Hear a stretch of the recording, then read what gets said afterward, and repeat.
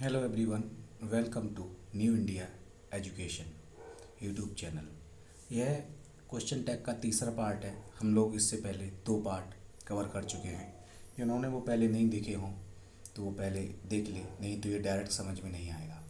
चलिए, my name is Ashutosh Tomar and I welcome you all. और start करते हैं। आज का सेशन बेहद इम्पोर्टेंट है क्योंकि इसमें हम लोग पढ़ेंगे नीड और डेयर। नीड और डेयर आपको देखने में बहुत आसान लगता होगा, आपको लगता होगा मॉडल है, लेकिन ये मॉडल नहीं है। सबसे ज़्यादा इम्पॉर्टेंट है। इसको लोग कर तो लेते हैं लेकिन इसके पीछे का कॉन्सेप्ट नहीं समझ पाते हैं, रट लेते हैं एक्चुअल में। तो कब नीड मॉडल बन जाती है और कब डेयर बन जा और कब ये मेन वर्ब बन जाती है, तो वो देखते हैं।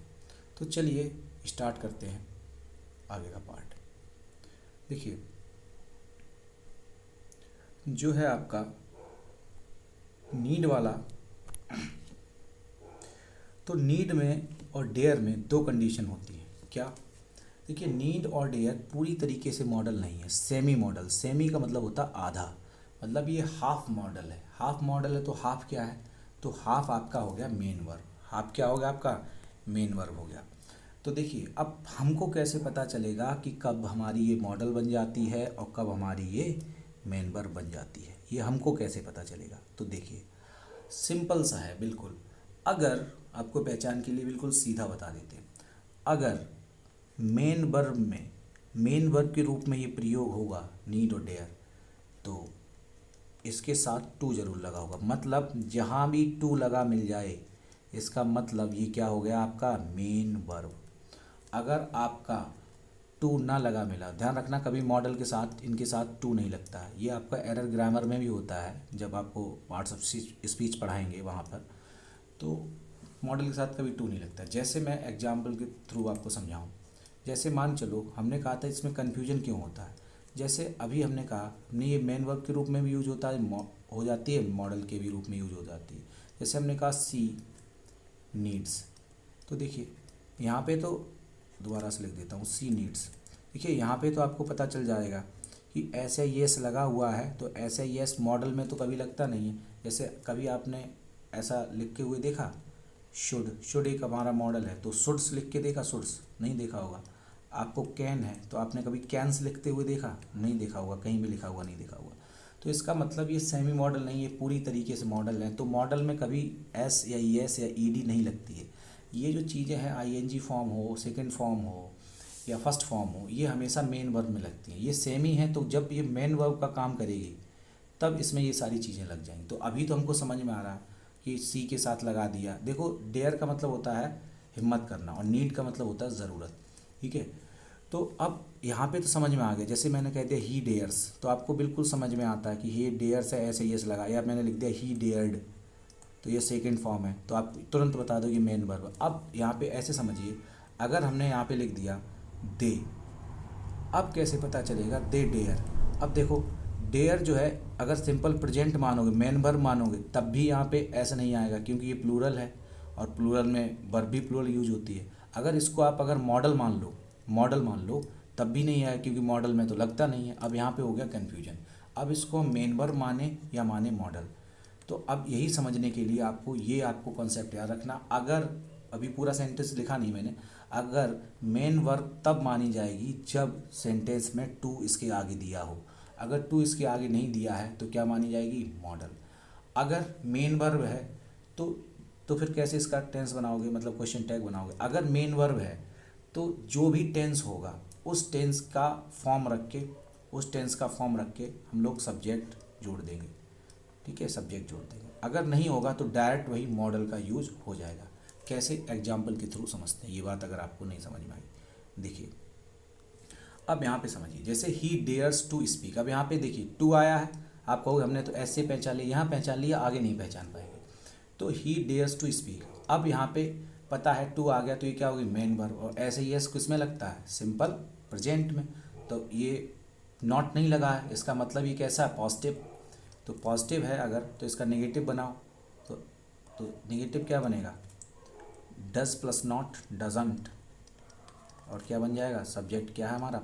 ही। तो इसका ये बन गया डजंट ही।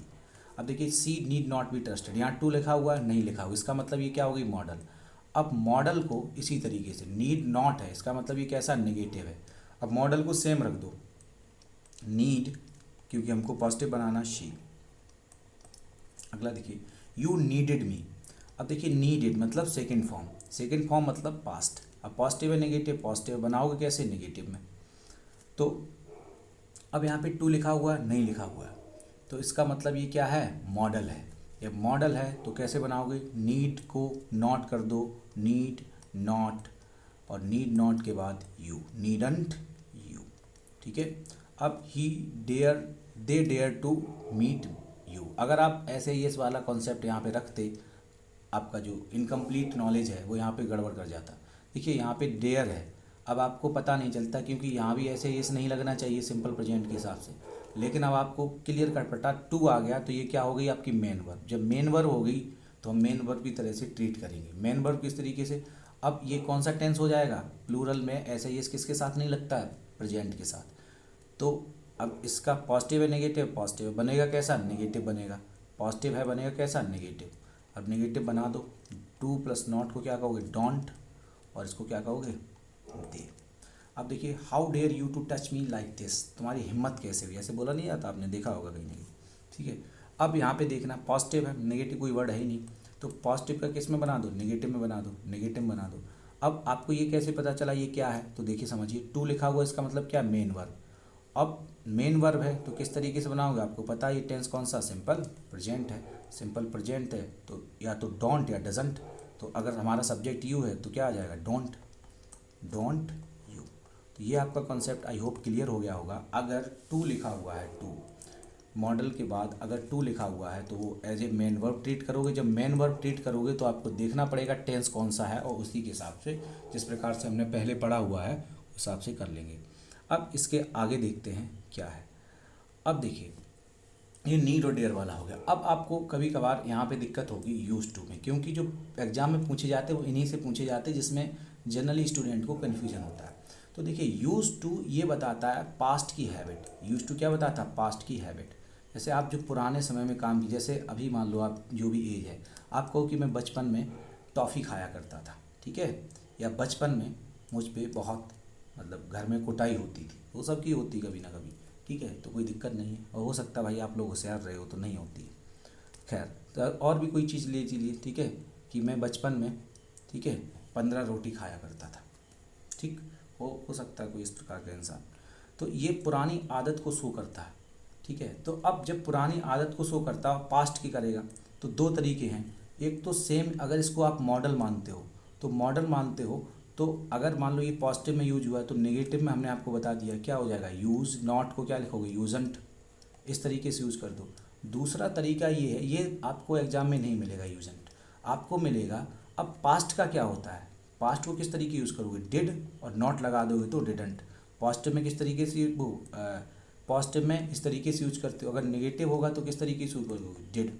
देखिए एग्जाम्पल के थ्रू आप आराम समझ जाएंगे। मेरा कहने का मतलब है कि अगर यूज टू है तो एक तो तरीका आपका हो गया कि इसी को नेगेटिव बना दो अगर सेंटेंस पॉजिटिव है, या नेगेटिव है तो पॉजिटिव बना दो। और दूसरा अगर ये पास्ट में है तो क्यों ना हम डायरेक्ट पास्ट में ही बना दें। तो देखिए समझिए, इसको समझाते हैं। Gandhi ji use to practice law in South Africa. Gandhi ji दक्षिण अफ्रीका में जो है लॉ की प्रैक्टिस किया करते थे। अब यहाँ पे देखिए यूज टू है तो पॉजिटिव है, तो इसको नेगेटिव बना दोगे किस तरीके से, एक तो आपका हो जाएगा यूजंट, क्या हो जाएगा, यूजंट, यूजंट, यूजंट। अब गांधी जी कैसा, ही और सी, भाई ही है, ठीक है, तो एक तो ये होगा। जनरली आपको ये ऑप्शन देखने को नहीं मिलता है, एक तो ये हो गया। दूसरी तरीके से आप इसी का, अगर आप दूसरा करना चाहो, आप इसी का, एक तो यूजंट ही हो गया, इसी का दूसरा तरीके से क्या बना सकते हो, देखिए इसी का आप बना सकते हो, क्योंकि ये बात पास्ट में है, और पास्ट में यूजंट, देखिए यूज्ड भी, यूज्ड, इस तरीके से भी अगर हम सोचें तो वहाँ पे आपको समझ में आ जाना चाहिए कि इसमें भी क्या बनना चाहिए, पास्ट आ जाएगा। क्या आ जाएगा, पास्ट। सिंपल पास्ट है तो सिंपल पास्ट का नेगेटिव कर दीजिए आप, डिड, क्योंकि ये पॉजिटिव है तो डिडंट ही। तो चाहे यूजंट ही बनाओ चाहे डिडंट ही बनाओ, एग्जाम में आपको ये डिड वाला देखने को मिलेगा। अब देखो यहाँ पहले ही से यूजंट लिखा, इसका मतलब ये कैसा है, नेगेटिव, ठीक है, तो इसका पॉजिटिव बना दो। तो पॉजिटिव क्या बन जाएगा, एक तो इस तरीके से बन जाएगा यूज्ड, यूज्ड ही, क्या बन जाएगा, यूज्ड ही। लेकिन हमने कहा ये नहीं मिलेगा। अब ये पास्ट में है, ये ना ऑप्शन में मिले तो क्या मिलेगा, डिड ही। मोस्टली यही मिलता है, डिड ही, क्योंकि ये कैसा नेगेटिव हमने बना दिया पॉजिटिव। या तो ये सेम बना दो, क्योंकि ये पास्ट में है तो पास्ट में बना सकते हैं। तीसरा, he use to, oh sorry, she use to talk in the midnight, ठीक है, रात में बात करने की उसको आदत थी बहुत पहले, ठीक है। अब देखिए, अब यहाँ पे एक तो इस तरीके से बना सकते, पॉजिटिव है नेगेटिव बना दो, क्या, डिडंट, क्योंकि पास्ट में नेगेटिव बनाना, डिडंट सी। और एक दूसरा क्या बन सकता है आपको पता, यूजंट सी। तो इस तरीके से आप यहाँ पर इस तरीके से डील कर सकते हैं। अब आता है बहुत ही इंपॉर्टेंट चीज़ इसी का, अब ये लास्ट कॉन्सेप्ट है जिसको कहा जाएगा इम्परेटिव। तो चलिए इम्परेटिव सेंटेंस देखते हैं। तो सबसे पहले इम्परेटिव सेंटेंस क्या होता है, आप लोगों ने पहले आपको पढ़ाया गया होगा, पढ़ा होगा कि जिसमें ऑर्डर, कमांड, रिक्वेस्ट, इस तरीके से चीज़ें करी जाएं या ऐसे काम किया जाए तो वो होता है इम्परेटिव।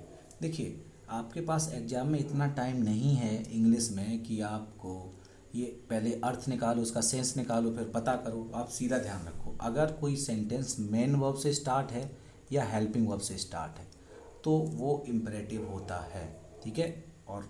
और या लेट लगा हो तब भी वो सेंटेंस कैसा हो जाएगा, इम्परेटिव, ठीक है। जैसे ओपन है, ओपन माने क्या होता है, खोलना। अब एक आपको आसान सी चीज़ बता देते हैं कि नानी ने लगा हो तो वहाँ पे अपना डू क्या है, हेल्पिंग वर्ब है, डू हेल्पिंग वर्ब है, मेन वर्ब भी है लेकिन आप किसी तरीके से भी कर लो। पुट माने क्या होता है, रखना, वर्ब होगी। रेस्पेक्ट माने क्या, आदर करना, ये वर्ब हो गई। अब यहाँ पे सीधा सीधा लिखा प्लीज़, इससे ना समझ पाओ तो कम, कम माने क्या होता है, आना। तो मेन वर्ब या हेल्पिंग वर्ब से स्टार्ट होने वाले आपसे कोई दिक्कत नहीं होगी, ठीक है। तो इस तरीके कॉन्सेप्ट सीखें ताकि एग्जाम में काम आए। ऐसे फर्जी नहीं कि बस किताब में रख लिया, हमको आता है, एग्जाम में कुछ नहीं कर पाए, ठीक। तो लेट, अब या तो सीधा सीधा लेट से तो लेट लिखा ही होगा, तो लेट वाला अलग तरीके से बनता है, ये अलग तरीके से बनता है।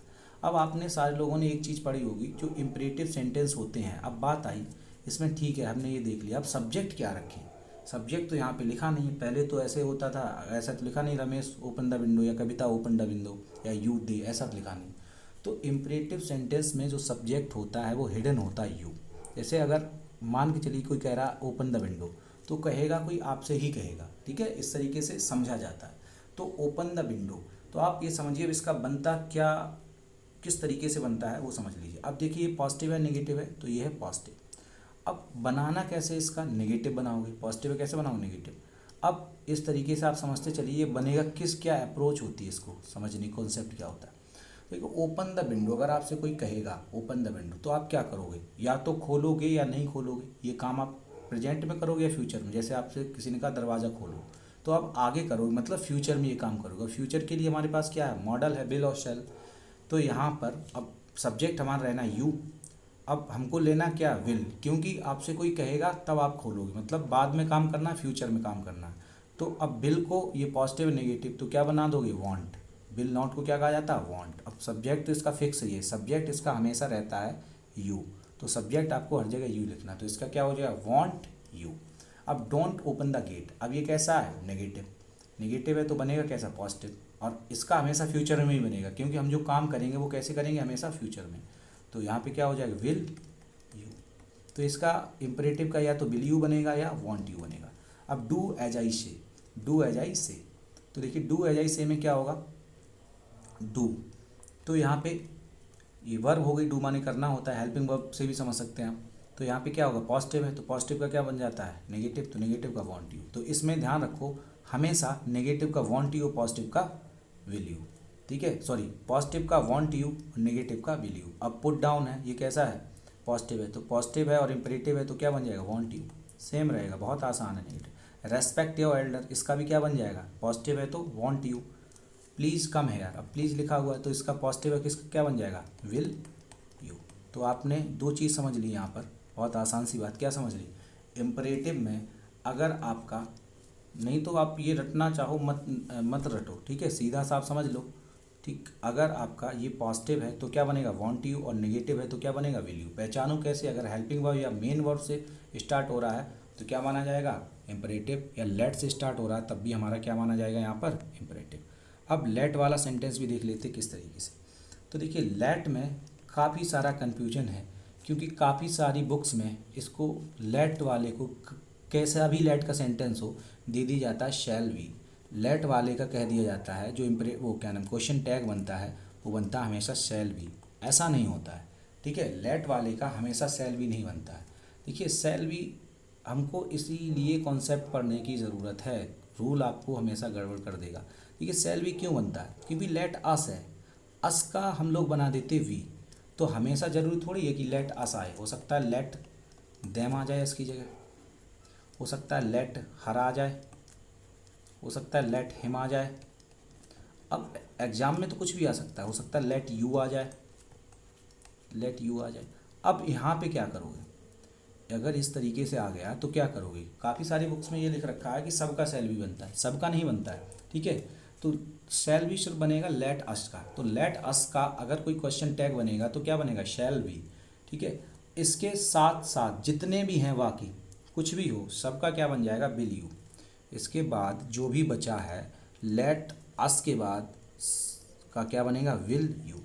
ठीक है, क्या बनेगा विल यू, क्योंकि लेट यहाँ पर जो सब्जेक्ट हिडन कौन सा रहता है, यू रहता है। केवल लेट अस को छोड़कर लेट अस का क्या बन जाएगा शैल बी, और बाद बाकी सबका क्या बनेगा विल यू। चलिए आपको सेंटेंस के माध्यम से प्रैक्टिस कराते हैं। हम आपको इतने लगभग 50-60 से ज़्यादा सेंटेंस, लगभग हम आपको यहाँ पे 50-60 से ज़्यादा सेंटेंस करवा चुके हैं। आप फिर भी प्रैक्टिस करना चाहें कर सकते हैं, कोई दिक्कत नहीं है। आगे हम तो यहाँ पे भरपूर करा ही रहे हैं। तो चलिए स्टार्ट करिए। पहले आप खुद कॉपी पे बनाएंगे या माइंड में सोचेंगे, तब इसके बाद इसको करेंगे। तो देखिए सीधी सी बात है, लेट्स को लेट अस को भी लेट्स लिख दिया जाता है, तो लेट्स प्ले, तो अस आ गया तो अस वाले का दोनों क्या बन जाएगा शैल वी, क्योंकि आई वी के साथ क्या लगता है शैल लगता है, तो शैल वी। तो इन दोनों का हो गया नंबर 1 और नंबर 2 का आंसर शैल वी। अब देखिए लेट देम आ गया, लेट हर आ गया और लेट यू आ गया। मतलब अब हमने बता दिया आपको कुछ नहीं करना है इन सब में। अगर लेट अस के बाद कुछ भी हो हम लोग क्या बना देते हैं विल यू, क्योंकि यू है आई वी के साथ सेल आता है, बाकी सब में क्या आता है विल यू। तो देखिए इम्परेटिव बहुत आसान है, बस आपको कॉन्सेप्ट क्लियर होना चाहिए। आप जब कंप्लीट क्वेश्चन टैग नहीं पढ़ेंगे तब तक आप गलत करते रहेंगे। अब देखिए इम्परेटिव में एक अगला टाइप होता है, इसी का टाइप है अगला इम्परेटिव में, वो क्या है वो समझ लेते हैं। देखिए कभी कभी इम्परेटिव सेंटेंस में इस तरीके की चीज़ें आपको पता चलेंगी जिनसे सेंटेंस शो करेगा एंगर, क्या शो करेगा गुस्सा। अगर सब्जेक्ट में या सेंटेंस में गुस्सा शो कर रहा हो, एंगर शो कर रहा हो, तो वहाँ पर आप ये विल और सेल का यूज़ नहीं करेंगे, क्योंकि इम्परेटिव में मोस्टली विल या सेल का यूज़ करके बना दिया जाता है। तो आप यूज़ करेंगे कांट, क्या यूज़ करेंगे कांट। जैसे अब आपको कैसे कहोगे, हमको कैसे पता चलेगा कि गुस्सा कर रहा है कि नहीं कर रहा, चलिए हम सेंटेंस के माध्यम से समझा देते हैं। तो देखिए आपको सेंटेंस पढ़ते ही समझ में आ जाएगा कि ये क्या है। जैसे शट अप, तो शट अप माने क्या होता है चुप रहो। तो ये नॉर्मल आदमी आपको सामान्य तो बोलेगा नहीं, किसी ने प्यार से बोला कि चुप रहो भाई, ठीक है, हमेशा आदमी गुस्से में बोलता है। ऐसे तो कुछ भी कोई भी बोल सकता है, बट हमको सेंटेंस के हिसाब से देखना है, हमको वो नहीं देखना है, इससे रिलेशन नहीं देखना है, आंसर करना है। माइंड योर ऑन बिजनेस, अपने काम से काम रखो, ये भी गुस्से में बोले। यूज़ योर ऑन बाइक, आप किसी से बाइक मांगने गए तो कहा भाई अपना वाहन ले जाओ, हमसे कोई मतलब नहीं। स्टे आउट ऑफ इट, मतलब हमारे मैटर से दूर रहो, अपने काम से काम रखो। बात वही होगी कि इससे दूर रहो, ठीक है। तो ये हमेशा एंगर शो करता है, ठीक है, दोबारा समझ लीजिए। अब लास्ट टाइप बचा है इम्परेटिव का, बहुत इंपॉर्टेंट और सबसे एग्ज़ाम के लिए बहुत इंपॉर्टेंट है।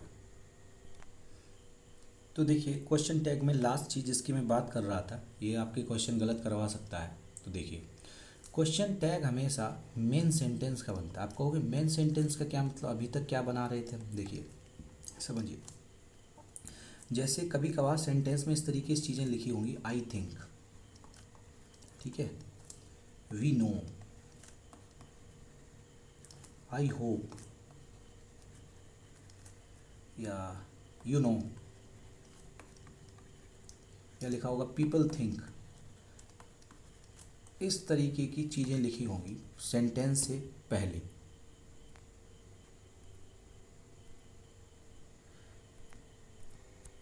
तो यहाँ पे देखिए, अब यहाँ पे आप खुद बताइए, जैसे सेंटेंस आई थिंक ये लिखा हुआ है, sentence I hope, you know, according to people, या पीपल थिंक, या वेल, इस तरीके से, एक्चुअली, इस तरीके से अगर चीज़ें लिखी होती हैं तो वो सेंटेंस कनेक्ट करने के लिए बोला जाता है। जैसे आई थिंक, तो मेन सेंटेंस आई थिंक नहीं है, ये है यू आर राइट। यहाँ पे क्या, सी वॉज फाइन, मतलब कॉमा से पहले ये बातें कनेक्ट करने के लिए बोला जाता है सेंटेंस स्टार्ट कैसे करें।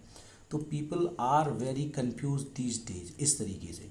तो अकॉर्डिंग टू पीपल, तो ये जो है ये मेन सेंटेंस नहीं है। तो कोमा के पहले इस तरीके से जो चीज़ें होती हैं वो मेन सेंटेंस नहीं है। जैसे हम लोग बोल देते हैं एक्चुअली, तो जो एक्चुअली है वो मेन सेंटेंस के नहीं। जैसे बोलते हैं वेल या यू नो लिखा हुआ, पीपल थिंक, आई होप, इस तरीके से ये मेन सेंटेंस नहीं होते। ये सेंटेंस कनेक्ट करने के लिए बोला जाता है।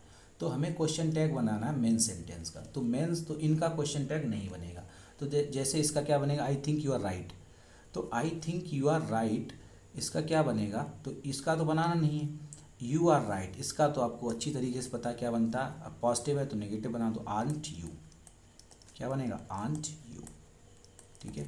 अब देखिए I hope she was fine, तो ये इसका नहीं बनेगा क्योंकि मेन सेंटेंस क्या हमारा, कॉमा के बाद वाला। तो क्या हो जाएगा, वॉजंट सी, वॉजंट सी।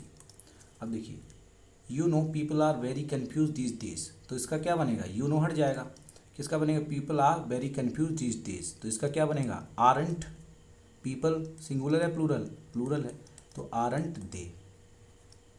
ये पॉजिटिव था तो नेगेटिव बना दिया। अकॉर्डिंग टू पीपल, इसका कुछ नहीं बनेगा क्योंकि हमको मेन सेंटेंस का बनाना है। तो मैन कैन डू एनीथिंग, तो अब यहाँ पे मैन कैसा है, ये सेंटेंस तो पूरा पॉजिटिव है, मैन है प्लूरल, तो हमको फ़र्क ही नहीं पड़ता क्योंकि हमें मॉडल दिया हुआ है। तो कांट दे।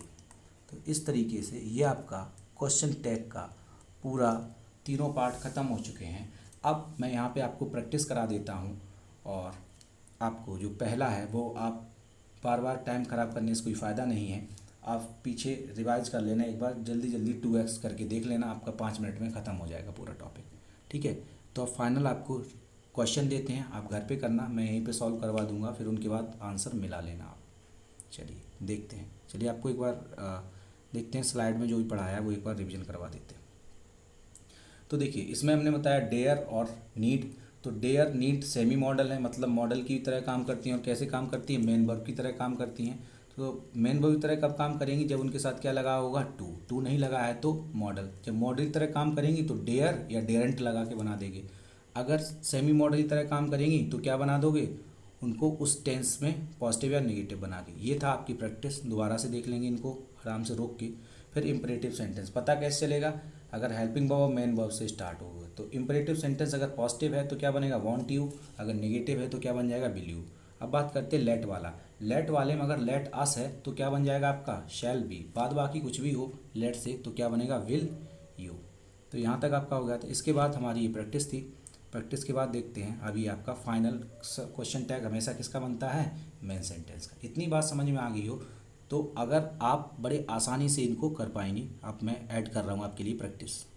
तो करने से पहले, ये प्रैक्टिस करने से पहले आप एक बार पूरा रिवाइज कर लीजिए, 5 मिनट लगेगा। तो अगर आपने रिवाइज कर लिया हो तो चलिए स्टार्ट करते हैं। तो 20 नंबर देखिए, we hadn't any got remuneration. तो देखिए अगर आप इसका सेंस निकालना चाहते हैं तो निकाल लें, लेकिन आप ये ग्रामर में ये ना करें, ठीक है, इससे कोई फ़ायदा नहीं होगा। अगर निकाल लेंगे तब भी आंसर आएगा, नहीं निकालेंगे तब भी आंसर आएगा। फिलहाल हमको कम टाइम में ज़्यादा काम करना है तो डायरेक्ट। तो देखिए नॉट लगा हुआ है, हैड नॉट, तो कैसा हो गया, नेगेटिव। बनाना कैसा, पॉजिटिव। तो क्या हो जाएगा, हैड, और इसका क्या हो जाएगा, बी। इसका आंसर हो जाएगा हैड बी 21 का, वो सॉरी 20 का। 21 का देखिए, 21 में किस तरीके से होगा, यहाँ तक समझ में आया। Polygamy has been banned in many countries, ठीक है। अब देखिए ये कैसा है, पॉजिटिव है। कोई वर्ड जो हमने लिखा है, hardly, scarcely, rarely, barely, few, little, seldom, इस तरीके से नहीं लिखा हुआ ना, नॉट लिखा हुआ, तो कैसा हो गया, पॉजिटिव। तो पॉजिटिव हैज़ है तो नेगेटिव क्या बनेगा, हैज़ंट। पॉलीगैमी तो ये क्या हो जाएगा, इट। ध्यान देना, अगर कोई एनिमल है या फिर जिसका जेंडर क्लियर नहीं है, जैसे लिखा हुआ है चाइल्ड या लिखा हुआ बेबी, बेबी माने चाइल्ड ही होता है, तो इनके लिए हम लगाते हैं इट। इनके लिए क्वेश्चन टैग में क्या लगाते हैं, इट।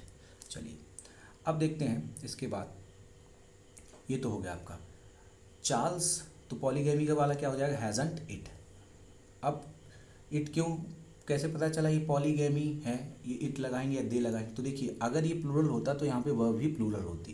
ये वर्ब सिंगुलर है, इसका मतलब ये सिंगुलर है और लिविंग चीज़ नहीं है, नॉन लिविंग है, तो क्या बना दोगे आपका इट। इसका लिखा Charles Sobhraj was an impostor. अब देखिए ये पॉजिटिव है क्योंकि नेगेटिव कोई वर्ड लिखा नहीं हुआ है, तो इसका क्या बन जाएगा, वॉजंट। और चार्ल्स सोबराज ये कोई मेल का नाम रख रहा है, तो वॉजंट ही। ठीक है, अगर फीमेल होगा तो सी हो जाएगा बस। अब देखिए हिंदूज़ प्रैक्टिस आइडोलेट्री, तो देखिए जो हिंदू लोग हैं वो मूर्ति पूजा करते हैं, तो यहाँ पे ये प्लूरल हो गया। तो अब प्रैक्टिस ये क्या है, इसमें ऐसे यस नहीं लगा क्योंकि ये प्लूरल है, मतलब ये हो गया सिंपल प्रेजेंट। प्रेजेंट हो गया कि क्या हो जाएगा, डोंट दे। क्या आंसर बन जाएगा, डोंट, और यहाँ पे हो जाएगा आपका दे। चलिए, my nephew is an ambidextrous. Ambidextrous वो पर्सन होता है जो दोनों हाथों से लिख सकता है, लेफ्ट से भी राइट से भी। One who use both hand equally. तो my nephew is an impostor, positive है तो इजंट, और नेफ्यू कुछ भी हो सकता है, ही भी हो सकता है और सी भी हो सकता है, ये भी हो सकता है और सी भी, क्योंकि इंग्लिश में भतीजा भतीजी की सेम होता है। He is a pessimist, pessimist माने होता है निराशावादी। ठीक है, तो ही इज का हो जाए इजंट ही। देखिए कितना आसान है, कुछ इसमें है ही नहीं, अगर आपने पढ़ा होगा तो उड़ा दे रहे होगे आप। एवरी वन, वन या बडी आता है, सब्जेक्ट क्या होता है, दे। सब्जेक्ट दे होता है, पॉजिटिव है, हैज़ का क्या हो जाएगा, हैज़ंट। हैज़ का क्या हो जाएगा, हैज़ंट। अब देखिए यहाँ पे आप गलत कर सकते हो, हैज़ंट अगर आपने दे करके छोड़ दिया तो एक बार चेक कर लीजिए, दे के साथ क्या हैज़ लगेगा, नहीं, तो यहाँ पे क्या हो जाएगा, हैवंट दे। क्या हो जाएगा, हैवंट दे। अगला देखिए, the mob has lynch the thief. Mob माने होता है भीड़, और ये गुस्से वाली भीड़ के लिए यूज़ करते हैं। तो हैज़ है तो इसको नेगेटिव कर दो, हैज़ को क्या करोगे, हैज़ंट। तो हैज़ंट, और मॉब के लिए क्या होगा, भीड़ के लिए, एक से ज़्यादा पर्सन है तो दे। अब देखिए फिर यहाँ पे वही चक्कर आ गया, हैज़ंट के साथ दे लगेगा, नहीं, यहाँ पे भी क्या हो जाएगा, हैवंट दे। यहाँ पे भी क्या हो जाएगा, हैवंट दे। अगला देखिए, द ऑडियंस। अब देखिए ऑडियंस, तो ऑडियंस यहाँ पे किस तरीके से यूज़ है, तो audience have taken there seat. अब देखिए अगर ये सिंगुलर होता, अगर ये सिंगुलर होता तो यहाँ पे वर्ब भी कैसी आती, सिंगुलर। प्लूरल है तो ऑडियंस कैसी ली गई, एज ए प्लूरल ली गई। तो क्या हो जाएगा, हैव है तो हैवंट, और ऑडियंस के लिए दे। तो यहाँ पे ध्यान रखना किस तरीके से ये दे हैव को सेटिस्फाई कर रहा होना चाहिए, तो कर रहा है तो ठीक है। यहाँ पे 27 एक बार दोबारा से देख लीजिए, यहाँ पे एक चीज़ मैंने ध्यान नहीं दिया। देखिए द मॉब हैज़ लिखा हुआ है, अगर ये प्लूरल मॉब होता तो सेंटेंस में क्या लिखा होता, हैव। तो यहाँ पर भीड़ है लेकिन भीड़ को एज अ होल दिखाया जा रहा है, एज अ यूनिट दिखाया जाए, मतलब सारी भीड़, मतलब लिंच्ड मतलब मार मार के किसी को मार, मतलब इतना मारना कि कोई मर जाए। तो लिंच्ड का मतलब इसी भीड़ द्वारा हत्या कर देना। तो यहाँ पे जो भीड़ है वो एक रूपता दिखा रही है, यूनिटी दिखा रही है। किससे पता चला, जैसे ऑडियंस है, हो सकता है ऑडियंस भी यूनिटी दिखा रही है, लेकिन यहाँ से हमको वर्ब से पता चला, ये ऑडियंस अगर सिंगुलर होती तो वर्ब भी कैसी होती हमारी, सिंगुलर। तो यहाँ पर प्लूरल है तो हमने प्लूरल सब्जेक्ट लिया। यहाँ पे मॉब कैसा होना चाहिए था, सिंगुलर होना चाहिए, क्या है ही, इसीलिए यहाँ पर क्या आया, हैज़ आया।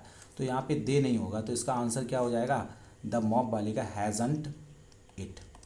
इट क्यों होगा, क्योंकि यहाँ पे जो वर्ब है वो हमारी सिंगुलर है, तो मॉब को किस तरीके से लोगे, सिंगुलर, और सिंगुलर के तौर पे लोगे इट। ध्यान रखना ये आपका प्रोनाउन जब पढ़ाएंगे वहाँ पे आएगा, जब कोई चीज़ एक तरीके से काम करती है, मतलब यूनिटी से काम करती है तो इट आता है, और अलग अलग से काम करती है, मतलब जब सब लोग अलग अलग काम करते हैं तो उसको आएगा, मतलब सेपरेशन हो तो दे, और एकजुटता हो तो इट। जैसे ज्यूरी वाला आपने सुना होगा, आपको बता देंगे वहाँ पे। Have some more tea. अब देखिए हैव है, हमने कहा था ये क्या, हेल्पिंग वर्ब है या मेन वर्ब भी कह सकते हो। तो इस तरीके क्या होते हैं, इम्परेटिव। तो इम्परेटिव में ये पॉजिटिव है तो पॉजिटिव का क्या बनता है, सीधा है, वांट यू। क्या बनेगा, वांट यू, हैवंट नहीं बनेगा, ध्यान रखना, क्योंकि ये कैसा imperative. Wait for me, wait क्या है, मेन वर्ब है, इंतजार करना, नानी ने आ गया, इसका भी सेम रहेगा, वांट यू। अब देखो लेट्स गो, तो लेट अस है, अस वाले क्या बनता है, शैल बी, और बाद बाकी वाले क्या बनता था, विल यू। ठीक है, he has barely anything to bear. अब देखिए बेयरली आ गया, इसका मतलब ये कैसा हो गया, नेगेटिव, तो बनेगा कैसा, पॉजिटिव। तो पॉजिटिव क्या है, हैज़ ही। तो ये हो गया। अब अगली स्लाइड में आगे क्वेश्चन करते हैं। अब देखिए चलिए, he has barely nothing to bear. अब बेयरली ये कैसा है, नेगेटिव है। जब बेयरली आपका नेगेटिव है तो बनाना कैसा, पॉजिटिव, क्योंकि hardly, scarcely, rarely, barely, seldom, few, little, nothing, no, never, ये सब कैसे थे, ऑलरेडी नेगेटिव थे। जब नेगेटिव थे तो कैसा बनेगा, पॉजिटिव। तो पॉजिटिव क्या बनेगा, हैज़, और क्या यहाँ पे आ जाएगा, ही के साथ हैज़ है, बिल्कुल करेक्ट है। समबडी, बडी के लिए क्या लगता है, वडी, और बन के लिए दे, तो हमारा सब्जेक्ट तो फिक्स हो गया। एंटर्ड क्या है, V2, V2 का ये पॉजिटिव है तो क्या बना दोगे नेगेटिव, तो क्या हो जाएगा डिडंट और समबडी का क्या हो जाएगा दे। इसी तरीके के एग्जाम में सेंटेंस आते हैं। आई थिंक, अब देखिए ये मेन सेंटेंस नहीं है, यू आर राइट, ये है main sentence, you are right, तो इसका क्या बनेगा आंट यू, क्योंकि पॉजिटिव है तो नेगेटिव। अब देखिए आराम से आपके बनते यार। आई फील, ये देखिए कॉमा के पहले लगा हुआ कोई फ़र्क नहीं पड़ता, ही इज़ हंग्री, तो क्या हो जाएगा इज़ंट ही। समझ में आ रहा है? अगर आपको और प्रैक्टिस चाहिए तो आप कमेंट में लिखिए, और प्रैक्टिस करा देंगे। लेकिन अगर आपको समझ में आ गया तो आप ऐसा करिए, आप अपनी खुद की बुक लीजिए और करना चालू करिए, आपके सब हो जाएंगे। अब देखिए 36, there are many boys in the hostel. अब ये केवल लिखा हुआ देयर, तो देयर का क्या होता है देयर, अभी पॉजिटिव है तो आंट देयर। ठीक है, अगला देखिए नो बडी बॉदर्स, बॉदर का मतलब होता है परेशान करना, तो देखिए बॉडी आ गया, इसका मतलब क्या होगा दे। अब ये पॉजिटिव है कि नेगेटिव, ये देखिए नो है तो कैसा है नेगेटिव, तो नेगेटिव है।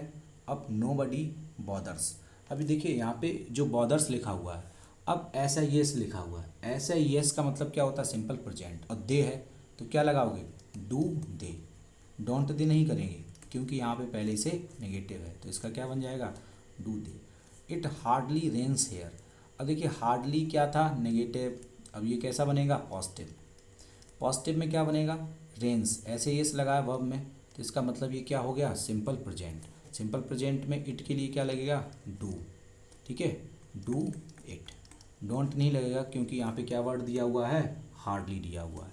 डू इट नहीं होगा क्योंकि इट कैसा हो गया, ये ध्यान रखना है, जब ये पूरा कर लिया करो इधर मिला लिया करो। डू किसके लिए लगता है प्लूरल के लिए, तो डस इट क्या हो जाएगा डस इट।